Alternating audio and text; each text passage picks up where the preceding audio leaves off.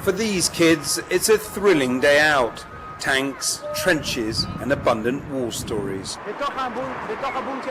A visit to this battle site, Ammunition Hill in Jerusalem, is a rite of passage for every Israeli schoolchild. They come here to learn their history, told from the side of the victors.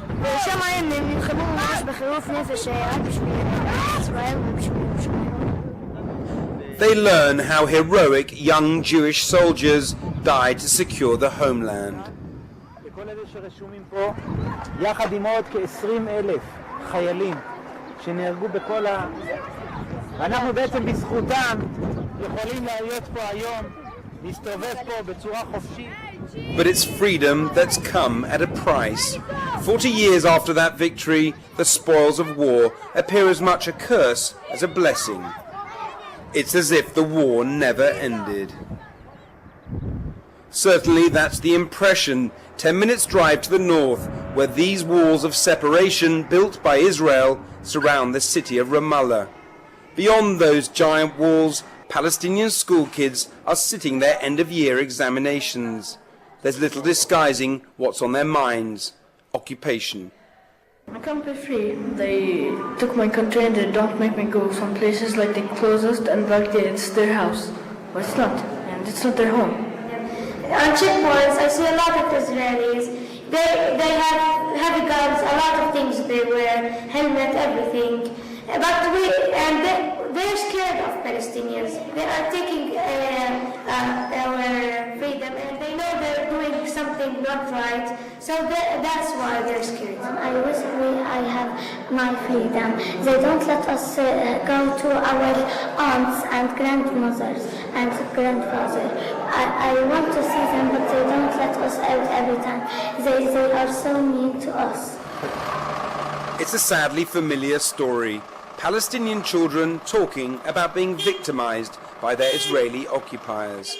But many Israelis argue that it's Palestinian educators and their distorted media who are instilling such hatred. While for Palestinian children, it's the Israeli victory in 1967 which has locked each generation into a cycle of confrontation. Back in Jerusalem, there are institutions dedicated to monitoring what the Palestinian media broadcasts and conveying their research to the international media. Palestinian Media Watch recently released this much-talked-about clip from Hamas television featuring a Mickey Mouse lookalike, which they say incites Palestinian children against Israelis. And here's another clip from Palestinian TV showing a young boy dreaming of becoming a Palestinian martyr. By highlighting what's happening on Palestinian television and by showing that it's part of a pattern in Palestinian society, we are showing absolutely the true messages that the Palestinian leadership is giving their kids throughout the society.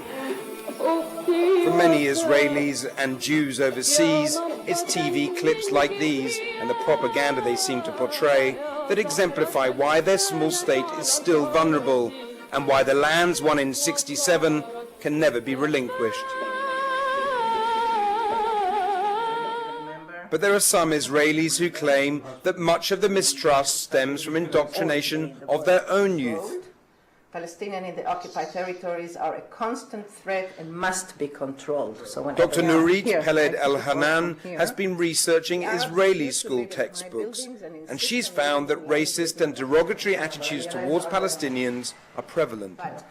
Israeli students who learn history and geography, this is all they know. They don't go and read other books. This is what they need for their matriculation. They read these books, and this is it. And with this knowledge, they go to the army. And if you go with this knowledge to the army, that these people are a threat and a problem and inhuman people, and that the whole place belongs to us, it motivates you to be the racist, cruel monster that we see at the checkpoints right today. And it's at the checkpoints that Israelis and Palestinians have come to know each other, largely seeing such scenes through their own viewfinder. Education may be one thing, but reality is another. And as hopes for compromise have receded in recent years, it's to the younger generation of Israelis and Palestinians that people are turning. But even among them, there appears to be little common narrative on which to build hope and trust. Well, they like killing people and things like that. They are bad for us. They kill us. They've been dropping bombs a lot here and there. They're my enemies, and when they grow up, they'll be like their parents. What about with young Palestinians? Do you ever speak to them? Do you ever meet them? I might have seen some, but I never talked to them. You never made Israeli friends? No. The Israeli kid and the Palestinian kid are not interacting with each other. So how can these two peoples come together if the young people don't have any interaction? I don't know.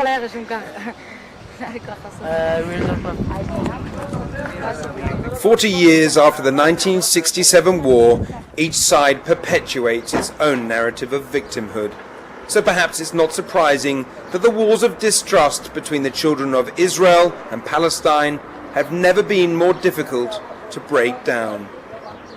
Inigo Gilmore, More 4 News, Bethlehem.